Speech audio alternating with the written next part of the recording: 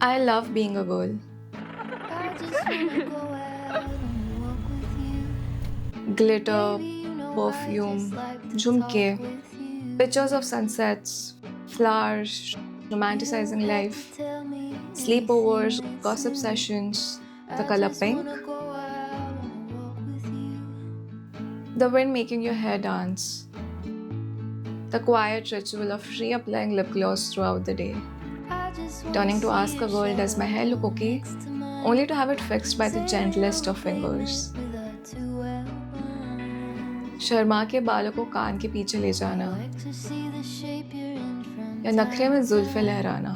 I just wanna see your shadow next to mine. Tiny tattoos, bindi, kajal, removing a hair tie with your teeth. I just wanna see the same things you can see. I can go on and Understand on. meaning on a new degree. Sometimes I wonder where does all this poise Maybe and that could grace and beauty even happen come next to from? me. It's I true that just wanna girls are see raised more the same diligently than things you boys, can see. with more care and discipline and etiquette. They are taught to be more kind, more considerate, more forgiving. I remember my mom gently coaxing and convincing my dad to allow me to go for a school trip. I watched in awe as she got her way without once raising her voice. She was the epitome of female beauty for me, kind and sensitive, but clever and tactful. Everything I wanted to be when I grew up. So I remember when I was in school and I must have been in like fifth, sixth standard or something, and this little boy, he cracked a really vile joke. Like I'm not even going to repeat it. It had something to do with something non-consensual, and it was just like one of the worst jokes I've heard, even as an adult woman. And I remember feeling weird listening to it. Of course, as a little girl, I did not really understand the complete intensity of it, and of course, neither did he.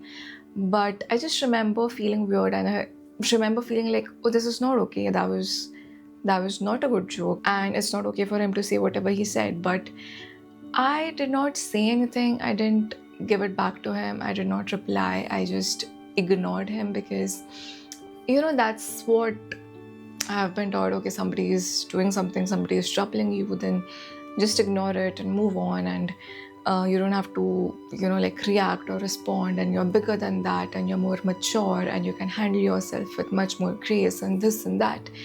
The same thing happened a few days later with a friend of mine, and I was there, I was present.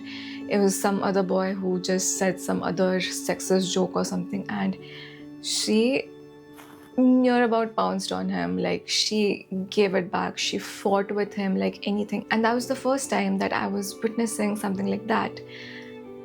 And for the first time in my life, I realized that, oh, this is also an option. This is also something that I can do.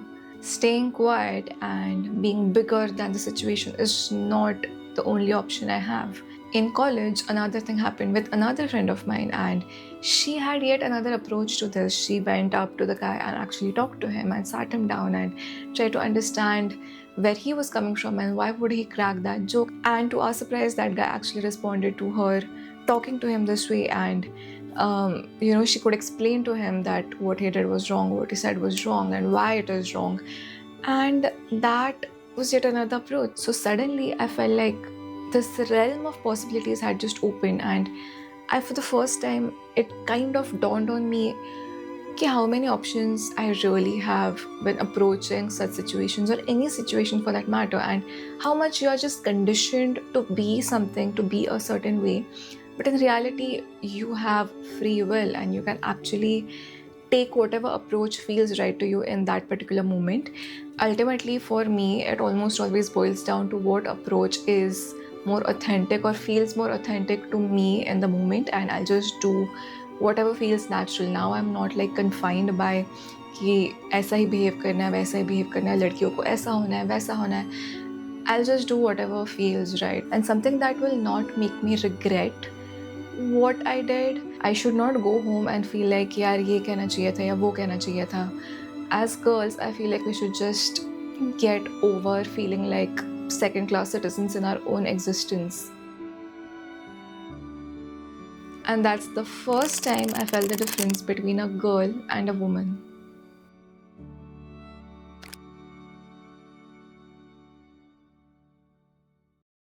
Sometimes when I'm alone, I catch myself adjusting my dress or hiding my bra strap. There is a presence inside my head, always watching, always judging. We all have that presence, our internal gaze. It took me a while to notice, but I think my internal gaze is a man. Maybe Margaret Atwood was onto something when she said, "You are a woman with a man inside watching a woman. You are your own voyeur." I've been watching that man ever since, noticing how he sees me, judges me. It has been a slow process of relieving him from his duties ever since. One thing that has helped is watching other women, how they carry themselves, sometimes fictional, sometimes real. How they laugh and dance and fight and swear. How they are not tactful and graceful and kind and sensitive, except for when they are. How they can be messy and loud and fierce and tender and sexy in the span of the same day. How they shave their entire bodies to feel beautiful. Or how they shave only their heads and refuse to shave anywhere else. How they are just themselves. I've been watching my mom. I've been noticing how her version of strength can look different than mine.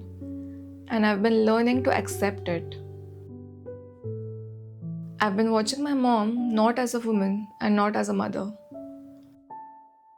Free of the box I had drawn around her, just letting her be her.